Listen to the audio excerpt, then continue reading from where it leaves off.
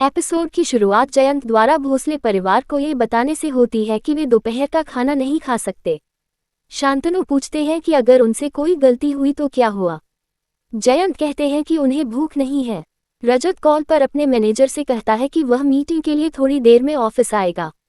राजू वहां आता है और रजत को बताता है कि भोसले के घर पर हर कोई लंच के लिए उसका इंतजार कर रहा है।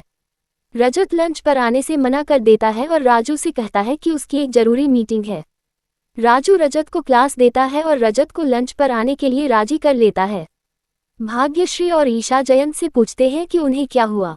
ईशा उसे याद दिलाती है कि उसने पहले कहा था कि उन्होंने नाश्ता भी नहीं किया।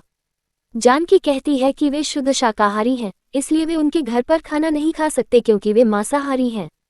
सावी उन्हें समझाती है कि उन्होंने पहले ही उसके शोध के माध्यम से इसे समझ लिया था, इसलिए उन्होंने नए बर्तनों में खाना बनाया। वह उन्हें बताती है कि वे बिना किसी संदेह के खा सकते हैं। जानकी कहती है कि राजी सावी के बारे में सही है और कहती है कि सावी हमारे परिवार के लिए सबसे अच्छा होने वाला है।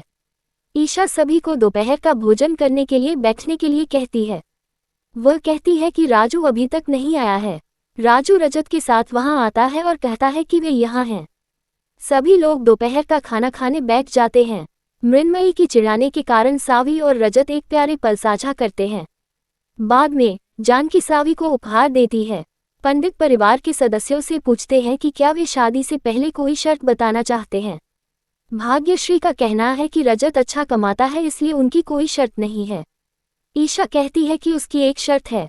वह कहती है कि सावी शादी के बाद भी पढ़ाना नहीं छोड़ेगी। भाग्यश्री ने इसकी क्या जरूरत थी।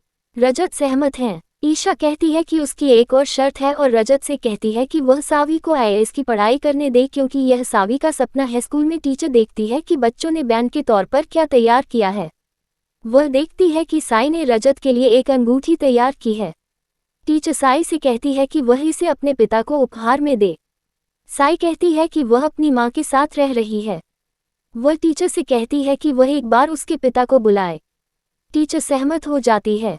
शांतनु और ईशा सभी को हमेशा के लिए प्यार की अंगूठी दिखाते हैं जिसे उन्होंने रजत के साथ उसकी सगाई के लिए चुना है। सभी उन्हें याद दिलाती है कि वह सही के लिए रजत से शादी कर रही है। वह उनसे कहती है कि वे उसकी शादी से कोई उम्मीद न रखें। ईशा और शांतनु उसे समझाने की कोशिश करते हैं कि शादी के बाद उसकी धारणा बदल जाएगी, लेकिन सभी इससे सहमत नहीं होती और वहां से चली जाती है। रजत स्कूल आता है। साई उसे देखकर खुश होती है और उसे अपनी बनाई हुई अंगूठी देने वाली होती है।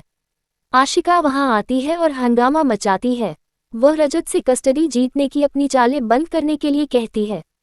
वह उसे चेतावनी देती है कि वह उसकी अनुमति के बिना साई से न मिले और सायशा को लेकर वहां से चली जाती है। रजत कस्टडी जीतने की कसम खाता है। राधा मृन्मयी से पूछती है कि सरज का क्या मतलब है। मृन्मयी उसे समझाती है कि यह सावी और रजत के लिए हैशटैग है। राधा कहती है कि यह अच्छा है। रजत का परिवार सगाई स्थल पर आता है।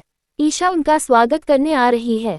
जानकी भाग्यश्री को बताती है कि ईशा ने मराठी शैली की साड़ी पहनी है, भले ही उन्होंने प्रतियोगिता जीती हो।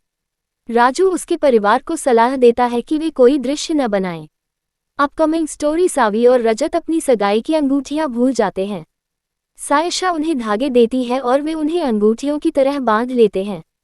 गायक शान सावी और रजत की सगाई में परफॉर्म करते हैं।